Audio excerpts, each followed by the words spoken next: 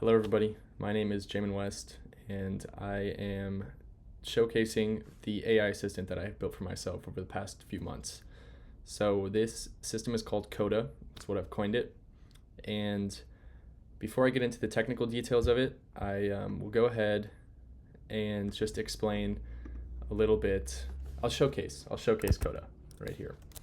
So KOTA is entirely based in the CLI, the command line, so pretty basic. I can just run KOTA run here, and you can see it's going to boot up with this nice header.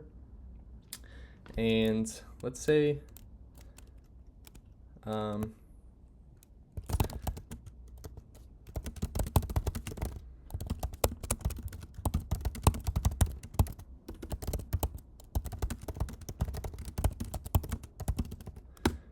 so I'm just asking what it knows about itself, and I'm making a video about it. So KOTA is a developmental AI assistant to help users like you achieve goals through collaborative problem solving, scalable methods. It learns and adapts through our interactions. This is very true. Maintains a memory of our conversations, provide contextually relevant assistant, and it has a variety of tools to work together. So it knows it's still under development and it's always learning, but let's go ahead and see some of these tools in action. So let's start with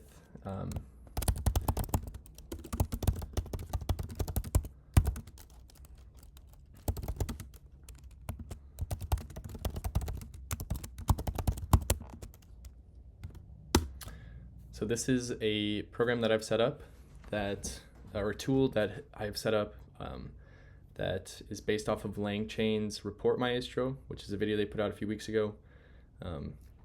Doesn't matter really. Basically what it's doing is it's searching the web right now.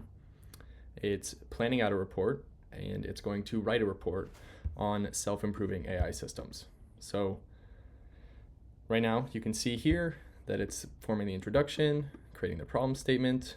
It's going through and writing each of the 4 sections that it's going to write. There are several different planning sections involved, obviously. So we can see that it's generating queries and then querying the internet for these queries. So it's finding the content that it's looking for, basically the content that I asked for. So we can see here that it is writing the sections.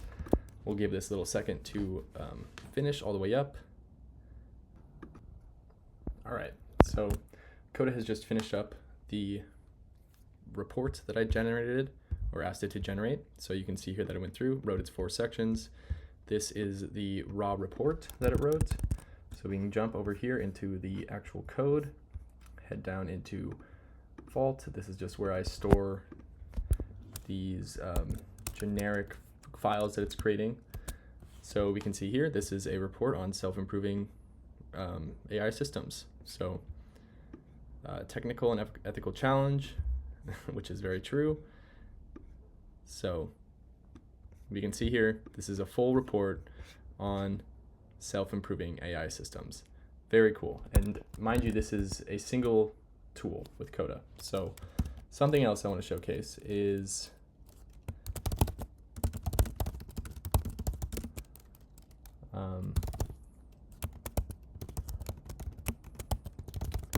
so as I said, KOTA has access to several tools. Now, a side effect of this is that I've given it a tool to build its own tools. I won't go too much into detail about how this works, just because I think this is very powerful and I'm not sure that I'm ready to jump into how to code this. I'm using Aider, obviously. So if you don't know what Aider is, this is Aider working. And this is just barely set up. So you can see here, it's actively coding within its files. So I asked it to count the words in a string. You can see here it made that function. And there was a little problem with the LLM, but that's fine. It'll just run again. There we go. So that was a success. It created a tool within its own code base to count the words in a string. So I have to close out of KOTA real quick to get that file to refresh, but I'll just run it again. And now I can go ahead and say count the words in this string.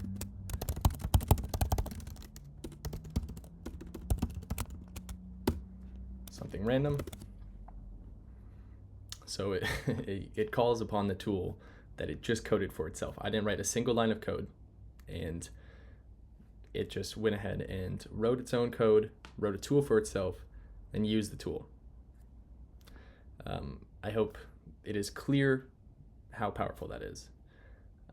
I can go ahead and give it a more complex question like query your memory for systems. And I'm not sure if this will actually show up with anything. We might have to change this prompt. Oh, there we go. So it came up with a query from its memory, and I can ask it. So I'm working on a chain of thought right now to get it to respond to these tools by itself without me having to go into it. So you can see that we have talked about this feedback system that I have planned for it, collaborative AI, AI agents, self-improvement, project management. So this isn't the greatest query. It didn't get the clearest information from this, but the thing is it's getting 2 or 3 times this amount of context for every message that I send it. And it's accurate. I can show off right here the actual knowledge graph. So let me pull that up real quick. I'll be right back when I pull that up. Okay, so I've gone ahead and I've booted up Neo4j, which is the database that I'm using for the knowledge graph. We can see here that it has well over 2,000 nodes right now in its knowledge base. This is from a few days of using it. So I can show off a quick example of what this actually looks like. And I'll try to push my computer a little bit here and return all of the nodes. This is always quite a tedious process. For some reason, this is a very computationally expensive thing to do. So here we can see this very zoomed out version of the knowledge graph. There it is in a little bit more detail. We can zoom in here and see some pretty interesting stuff happening. So these are just conversations that I've had with KOTA. I have not given it any external data, but this is just from the conversations that I've been having with it. So you can see that it's aware of its memory system, its knowledge base, or its knowledge graph rather, and it has all of these associations with its all our knowledge graph. OWL, like I don't even know where it got this from. So pretty exciting stuff that this is something that it's querying every time that I chat with it. So every message that I send is put through a process of LLMs, a series of LLMs to, first of all, generate a query that will query this knowledge graph in an accurate manner, as well as after KOTA responds, that message is added to a cache database, and then every 5 minutes or so, the cache and all of the recent conversations within the cache are taken out, broken down into nodes and edges here, as we can see in this knowledge graph, and they're added to this knowledge graph. And the nice thing about this is that it updates by itself. So if I'm having a new conversation about something we've already talked about, it will automatically update the nodes involved with that subject. So very cool stuff. I'll go ahead and I'll jump into the code a little bit here. I don't want to go too much into it just because there is a lot and I get carried away, but I'll jump into the tools really quickly. So you can see here we have several tools that it has access to. Current time, random number, these are just sort of test tools that I use. But create file, it can analyze its own code base, which is pretty cool. It can read any file that I give it within its root directory. It can create new folders, new directories. It can move files between directories anywhere in its project. It can update any file in its project. It can delete any file in its project. It can get all of the files within a directory. Query the entire knowledge base. Query the knowledge graph specifically. Get Wikipedia. Get a Wikipedia page as a report. I can show what that looks like really quickly here. So we can see these are all Wikipedia pages. So like this is the Wikipedia page for ethics. Figured it would be important to have that in there.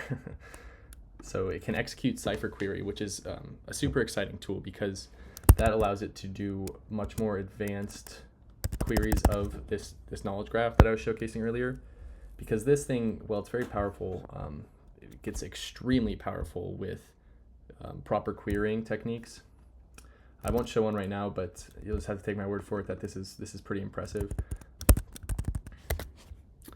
It can fetch URL to file, so also RSS feeds. This is for like scraping websites. This one doesn't work great, but the RSS feeds works fine. Report generation works fine. Create new tool is by far the most powerful tool in this little network here. Okay, so I'll go ahead and I'll jump into the code here a little bit and showcase what's happening under the hood. So I have this core file, which is obviously all of the system prompts for KOTA. Let me go ahead and close this. So this is sort of an XML formatting that I'm using. I just think it works better. It makes it easier to read for me personally, what the information I'm giving to it, especially things with tools. So it has access to all of its tools. It knows the input and output of all the tools and the parameters to give each tool. It understands its memory system. It understands how to respond and the execution, how it should go about executing things. Now there are some other prompts here, such as if I jump up here into KOTA RAG, which is the memory system. This is using a series of LLMs to, like I said, create that knowledge graph and create the nodes and entities within that knowledge graph. So you can see here I have this whole prompt on entity extraction, and I have a whole prompt on entity description, the keyword extraction, and some examples for that. So I'll walk a little bit through what the memory system is looking like. So here we have base.py, which is the base class for the storage package that I have built for KOTA RAG, which is the memory system that I've designed for it. So we can just see a quick example of what all of this looks like. So there's a query param, which is how queries are passed to the memory system as a whole. So this is a standardized version of querying the database, no matter if you're querying the cache, the key value store, or the key value store, or the embedding store, or the knowledge graph. So they're all the same type of query. You can see here we have the mode is set to global. We have a few different modes. This doesn't do a ton right now, but global is essentially every time I'm querying the database, it is querying every part of the database, just because I think that so far has resulted in pretty good responses, and I haven't felt the need to change that. So these are some context variables.